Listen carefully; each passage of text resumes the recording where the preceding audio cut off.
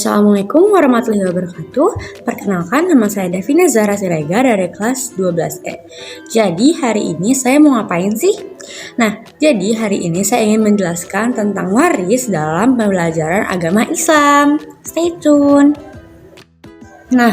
Yang pertama, apa itu waris? Waris adalah harta atau kekayaan yang ditinggalkan oleh seseorang setelah meninggal dunia. Harta warisan itu bisa berupa properti, uang tunai, investasi, dan benda berharga lainnya. Tapi untuk di video kali ini, nanti saya akan mengajarkan untuk bagian hartanya itu uang tunai atau investasi, jadi lebih kayak keuangan gitu. Kita next slide. Kita lanjut ke next slide, yaitu adalah fungsi dari waris. Jadi waris itu memiliki peran penting dalam Islam. Jadi untuk menjaga kestabilitasan si keluarga yang ditinggalkan. Juga misalnya ketika ada seseorang keluarga yang ditinggalkan, ada risiko konflik di antara keluarga terkait pembagian harta. Jadi seperti iri-irian lah intinya misalnya. Jadi kayak pembagian hartanya tidak terstruktur gitu. Tapi dengan adanya pembagian harta ini, ilmu waris ini, semua anggota keluarga dapat merasakan keadilan karena sudah sesuai dengan hukum yang sudah ditegakkan atau yang dari Islamnya. Karena waris itu berhubungan sama wasiat, jadi kita di sini juga ada apa sih itu wasiat? Jadi wasiat adalah pernyataan tertulis yang berisi keinginan seseorang tentang apa yang ingin dilakukan setelah meninggal dunia. Wasiat juga dapat diartikan sebagai harta yang diberikan kepada orang lain setelah pemberian wasiat meninggal dunia. Jadi kayak untuk surat wasiat ini bisa misalnya dia tentang keinginan dia setelah dia meninggal gitu. Jadi kayak ada untuk pembagian hartanya mungkin dia tidak ingin sesuai dengan bagiannya si waris ini, tapi lebih kayak mendahulukan wasiat apa yang diberikannya. Kenapa sih saya menuliskan wasiat juga? Jadi wasiat itu berhubungan dengan waris. Dalam Islam wasiat itu harus didahulukan sebelum pembagian warisan. Wasiat itu adalah dokumen-dokumen yang berisi keinginan pemilik kan tadi di sana. Sedangkan waris itu adalah harta yang didistribusikan. Jadi kayak kalau seseorang memberikan wasiat, misalnya pembagian harta yang didahulukan, maka harus dihitung dulu, dipotong dulu harta yang tersisa ke dengan wasiat ini, baru bisa melakukan pembagian waris sesuai dengan ketentuannya. Sekarang adalah pembagian waris. Jadi saya akan menjelaskan tabel-tabel tentang tabel waris ini atau tabel mawaris. Jadi di sini kalian pasti bingung apa itu M gitu. Jadi kita A itu adalah asobah atau sisa dari harta tersebut. Jadi dia penyisalan. Jadi kita menghitung harta sesuai dengan ketentuannya dulu, baru nanti sisanya buat si asobah ini. Sedangkan M itu adalah mahruj atau terhalang. Jadi yang pertama ini di sini itu ada anak laki-laki dan anak perempuan. Jadi biasanya untuk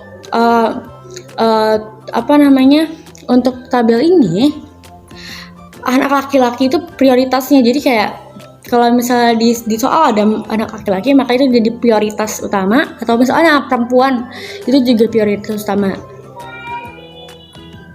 Tapi lebih impact kan anak laki-laki. Jadi kalau misalnya kan di sini itu ada bapak.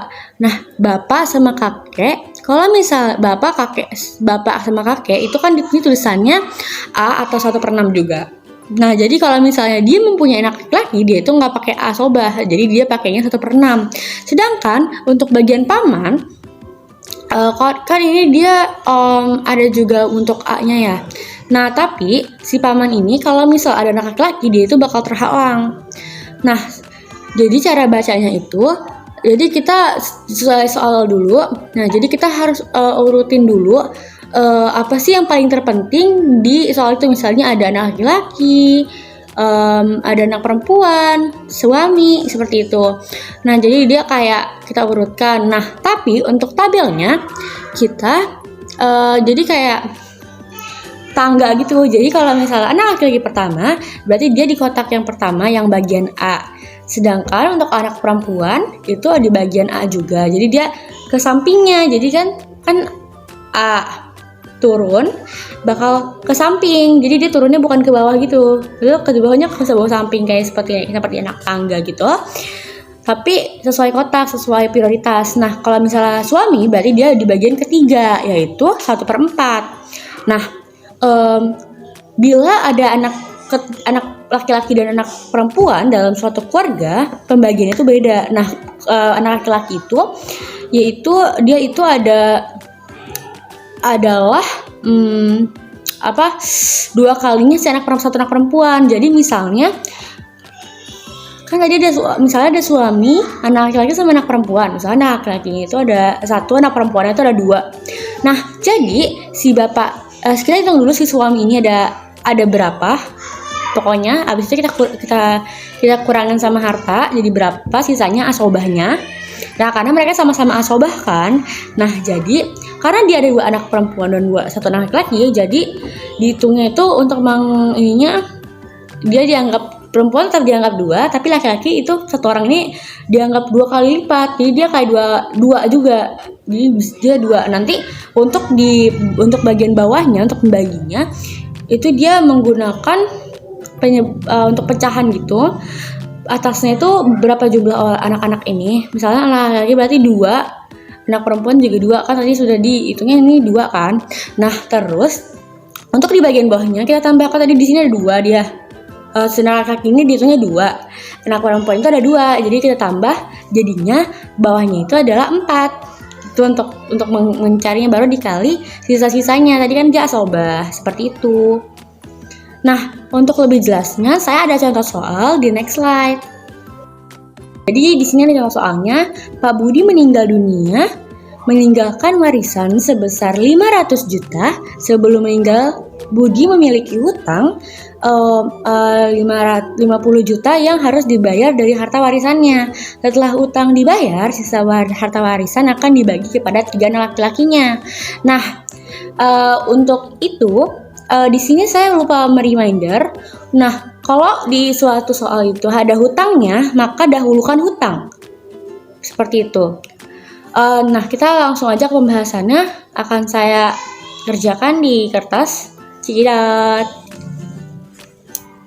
Nah, jadi di sini katanya kan tadi Pak Budi meninggal dunia, meninggalkan warisan sebesar 500 juta. Berarti dia hartanya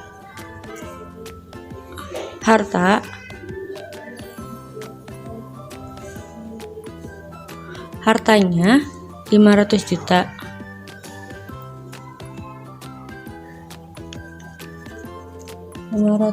juta. Seperti ini. Nah, dia meninggal ada utang sama dengan dia ada utangnya 50 juta. Jadi dia 50 juta. Nah, setelah itu hartanya untuk warisan dia akan dibagi 3 anak laki-laki. 3 anak laki ini kan berarti asobah semua ya. Nah, berarti untuk soal ini kita kurangi dulu harta sama hutang. Jadi sisa harta sama dengan ini kita kurangin dulu. Berarti 450 juta. Nah, lalu karena anak laki ketiga asobah, kita langsung masukin aja ke sini. Berarti dia sisa 3 anak. 3 anak. Nah, selanjutnya untuk per orangnya Berarti 450 juta dibagi 3 berarti sama dengan satu orang mendapatkan 150 juta. Jadi seperti itu. Nah, untuk lebih jelas lagi kalian bisa scan QR di sini. Nih, di PPT ini.